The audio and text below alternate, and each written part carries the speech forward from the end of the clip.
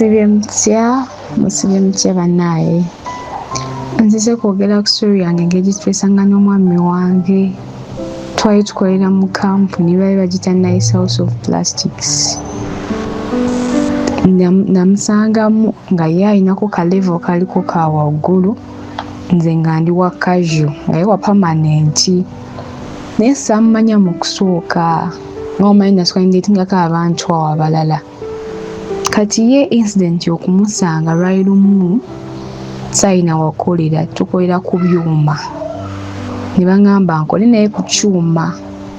Nangobaganya n'agaana nga gamba oyo tabimanyi sobola kukola naye. Naye ne balemerako. N'anoonya ne shift lead yali ku shift yaffe eyo ng'ayagala mukubira mugamba nze ono muggyeewo tabimanyi agenda kummenya. Naye unfortunately teyamufuna, ne tusigalawo ne tukola ffenna.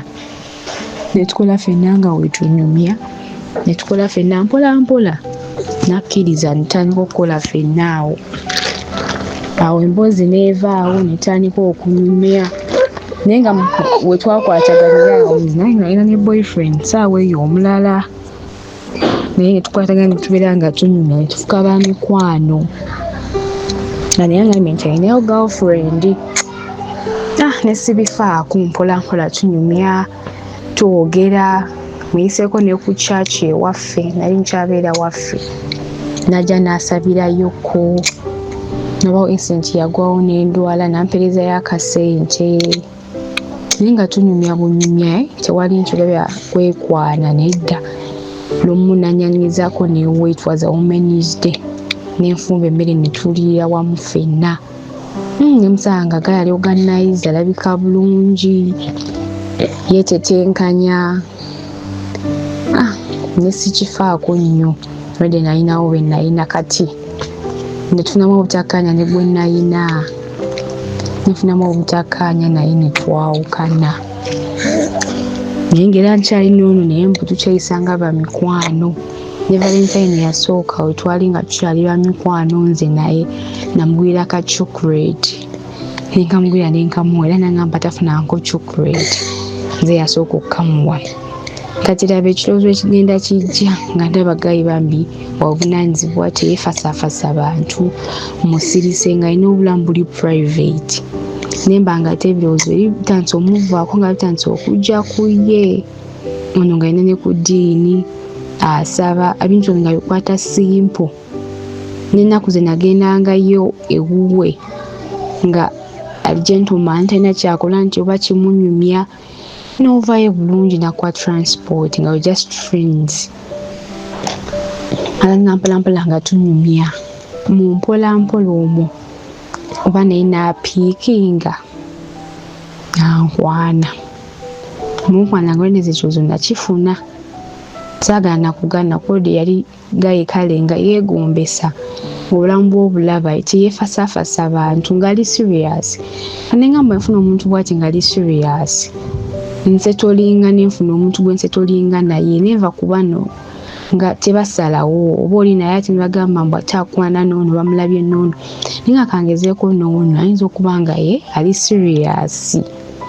Netandikawo mpola nga twedeetinga. Kati laba yetandika okwedeetinga mu kampuni bwe baamanya ne batandika okuggyayo mbu ebyama byembu yali ayagala n'ono yali ayagala n'ono biki. Ne mubuuza n'agamba abo abantu bazibu lwaki era balinda kubyogera kati nga bategedde ntandise courtship. Ne tutabifaako naye ne tutambulirawo mu kampuni we twatandikira naye nga tukolera mu bifo bye bimu. Nga aba akuyitako n'akutunulako, aba agendako omutoyi n'akutunulako, n'akkuba oluuso. Kale gamanga binyuma ng'oba omuyitako n'omukuba ku liiso n'ajja n'aliraawo ku mashini y'emmere. N'embeera nga buli kimu kikola mwenna. Nga waba anywa caayi amunyweraawo, agulira ku byokulya. Mpola mpola ne ntandika okukwatagana awo. Ntandika okukwatagana mu mpola mpola nga tandise obondinga bulungi nnyo. Kati lwali lunaku lumu nasula wuwe. Kati mu kusula ewuwe yali akozesezza kondom n'eyabika. Bwe yayabika n'atya nnyo ne tugenda ne mu ddwaliro. Ne mugamba lwaki otidde? Ko yina ngamba nti nze jjajja wange yaŋŋamba sibeerangana omuwala yenna nga sambadde kondomu si kirungi konzeyi kiki buzibu ki ng'otidde ko yenna yaŋŋamba sikakasa kye ndowooza naye tugende mu ddwaliro ne tugenda mu ddwaliro mu kubeera naye tebasooka tukebera musaayi kati twagenda mu ddwaliro ne batukebera omusaayi n'omusaayi ngaali HIV nanze sirina n'atya n'antwala mu ddwaliro n'afunira wali akakerenabwe okamira nga obadde n'omuntu amulina akalwadde takukwata bakayita PEP, is it PEP oba PrEP, something like that. Naye nkafuna n'annyonnyola n'aŋŋamba nti jjajja yamugamba bazadde be bamuzaala nako bwe bamuzaala nako bwe bamala omuzaala ne bamusindikira jjajjaawe bo ne bafa naye mbw era kuva mbuto abadde nga ku ddagala naye nga tamanyi yali tamanyi kuva buto nga jjajja wa kimukwese naye mbi yali akisuubiriza